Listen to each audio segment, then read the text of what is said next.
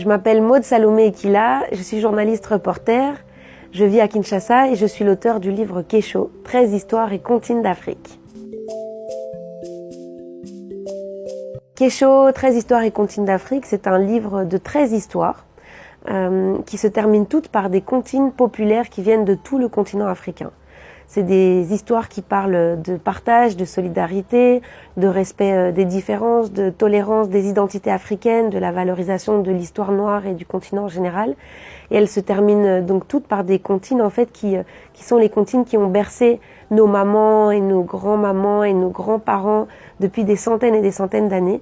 Et donc j'ai voulu les mettre dans un livre, les figer dans un support audio pour que ça ne disparaisse pas. J'ai décidé d'écrire ces histoires parce que j'ai remarqué, moi, en étant enceinte, en ayant des enfants, j'ai remarqué qu'il y avait très peu de livres dans lesquels mes enfants pouvaient se retrouver, en tout cas s'identifier aux personnages.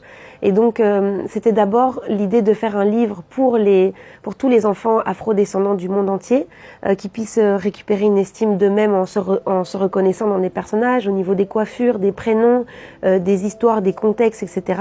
Mais c'est évidemment un livre qui peut être destiné à tous les enfants du monde parce que c'est des enfants qui pourront voyager, apprendre des nouvelles choses et comprendre peut-être d'autres cultures qu'ils ne connaissent pas. Alors dans le livre, on va trouver des histoires qui sont assez diverses. J'ai essayé de parler de sujets que je trouvais qui étaient importants d'aborder avec nos enfants, comme par exemple je parle de l'esclavage. Alors ça paraît un petit peu dur comme ça parce qu'on se dit mais mon enfant de 2 ans ou de 5 ans, je vais quand même pas lui parler d'esclavage, mais en fait, je l'ai fait d'une façon où c'est vraiment adapté. Et c'est dans cette histoire-là qui s'appelle Le Retour, où c'est en fait un petit garçon à qui on apprend que voilà, il y a des centaines d'années, des oncles, des tantes, des cousins ont été déportés. En fait, sont partis loin. J'utilise pas le terme déportés, mais sont partis très loin et ne sont plus jamais revenus. Et donc cet enfant dit mais moi j'aimerais bien qu'ils reviennent un jour. Et quand ils vont revenir, je vais leur chanter un chant de bienvenue. Et donc après ça, après l'histoire, j'enchaîne avec un chant en Yoruba, en fait, qui est un chant très célèbre de bienvenue qui s'appelle Fanga Lafia. Fanga Lafia, haché, haché.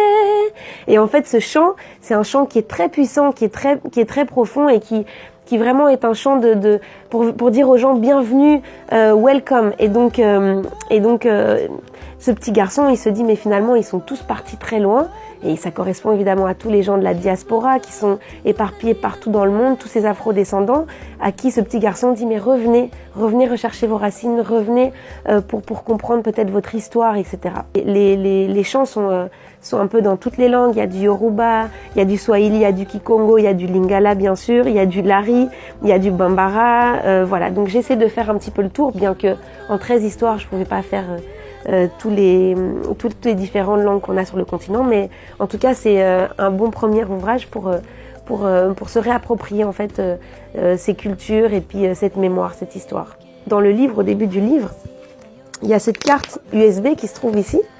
Et en fait, cette carte USB, elle va à peu près partout, dans les ordinateurs, dans les télévisions, dans les voitures, partout il y a une entrée USB. Cette petite partie-là rentre, et donc il y a les histoires qui sont racontées dedans, qui sont narrées. Pour les enfants qui savent pas encore lire, il y a les narrations, donc ça permet à l'enfant d'écouter, de regarder les images. Et puis les enfants qui vont commencer à écrire, ils vont pouvoir bien sûr lire.